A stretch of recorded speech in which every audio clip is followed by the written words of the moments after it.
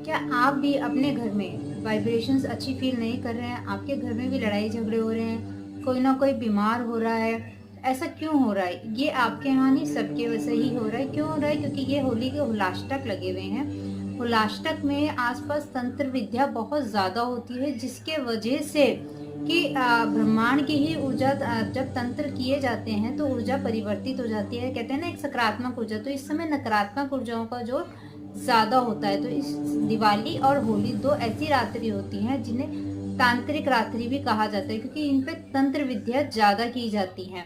मंत्रों का उच्चारण से भी सिद्धियां की जाती है, लेकिन तंत्र सिद्धियां ज़्यादा होती हैं, इसलिए वाइब्रेशन भी, एटमॉस्फेयर भी हमारा चेंज हो जाता है। बहुत नेगेटिव एनर्जीज फील होती हैं, बीमार पड़ते हैं, लोगों को नज़र लगती है, लोगों को टोने टोटके जैसी फीलिंग्स आती हैं। तो अगर आपके यहाँ भी ऐसा कुछ है, या आपको लग रहा है, या आप चाहते हैं अपने आप को प्रोटेक्ट करना, प्रोटेक्ट रखना, तो एक छोटा सा उपाय मैं आपको बता रही हूँ, जिसे करके आप अपने को प्रोटेक्ट कर सकते हैं।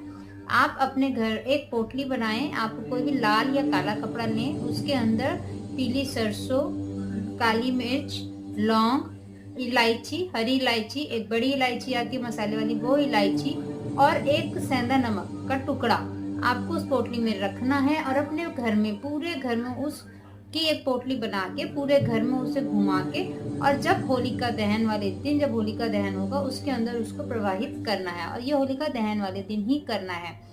बाकी जैसे और दिन है तो उस दिन आप क्या कर सकते हैं, उस दिन आप इन सभी चीजों का एक दिए में लेके और कपूर डाल के उसे जला के पूरे घर में धूने लगाएं। इससे आपके घर में आसपास जो भी ऊर्जाएं होंगी उससे आप प्रोटेक्ट रहेंगे और एक अच्छी वाइब्रेशन को रिसीव करेंगे। और ये धूनी लगाने के बाद इस धुनी को आप घर के बाहर रखेंगे, क्योंकि आपने एक नकारात्मक ऊर्जाओं को अपने घर से शुद्ध कराया, और उसे घर के बाहर रख दीजिए। उसके बाद एक शुद्ध दिया, एक दिया उसमें घी लेके अपने में मुख्य द्वार पर आपको जलाना है। वो किस लिए जलाना है? उससे आपको ये आवाहन करते हैं कि हम सकारात्मक ऊर्जाओं को स्वीकार करते हैं, और सकारात्मक ऊर्जाओं हमारे यहाँ अब एनर्जीज फ्लो हो रही हैं, इसलिए हम उस दिए का आह्वान करते हैं। कहते हैं जब भी कोई शुभ कार्य करते हैं तो हम दिया जलाते हैं, तो ये उसी पर्पज से जलाया जाता है। ये तो था कि आप हुलाष्टक के समय में क्या क्या करें। अब आप होलिका दहन वाले दिन क्या करें उसका बताती हूँ।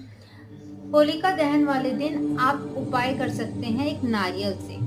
ये बहुत ही सटीक और अचूक उपाय है। अगर आपके घर में कोई बहुत लंबी बीमारी से पीड़ित है और बीमारी ठीक नहीं हो रही है, आपके बच्चे फोकस नहीं कर पाते अपनी स्टडी में, या कोई भी ऐसे इश्यूज आपके घर में हेल्थ से रिलेटेड या वेल्थ से रिलेटेड, काम बहुत हो रहा है लेकिन आपको पैसा नहीं टिक रहा है, या फाइनेंस के सोर्स ही ओपन नहीं हो रहे हैं, समझ ही नहीं आ रहा है कि कहाँ से अर्निंग करें, कैसे करें। अगर इस तरह की कोई भी वाइब्रेशन आप फील करते हैं, तो आज होलिका दहन वाले दिन अगर आप ये उपाय करते हैं तो आप देखेंगे कि किस दिन के अंदर अंदर आपके घर में आपको चेंज नजर आएगा।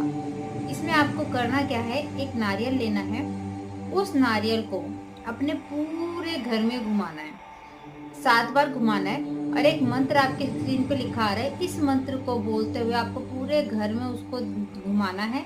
और पूरे घर में घुमाने के बाद उस नारियल को ले जाके जहाँ पे होलिका दहन होगी, होलिका जलाई जाती है, दहन की जाती है, वहां जाके उस नारियल को रख देना है, और आपको वापस पलट के नहीं देखना और आ जाना है। अगर आपके यहाँ कहीं के यहाँ होलिका जलते हुए, दहन होते हुए नहीं देखते हैं, तो आप पहले भी रख के आ सकते हैं, वरना दहन के समय पे भी आप उसे ले जा सकते हैं। अब ये रहा होलिका दहन के दिन। अगर आपके यहाँ कोई बहुत ज्यादा बीमार और ठीक नहीं हो रहा है, आपको समझ नहीं आ रहा है उसे क्या बीमारी है, तो आप खाली उस व्यक्ति के सर पे से 7 बार नारियल को उतार के और उसको अगर होलिका दहन में प्रवाहित करते हैं, तो भी आप देखेंगे कि उसकी सेहत में सुधार आना शुरू हो जाएगा।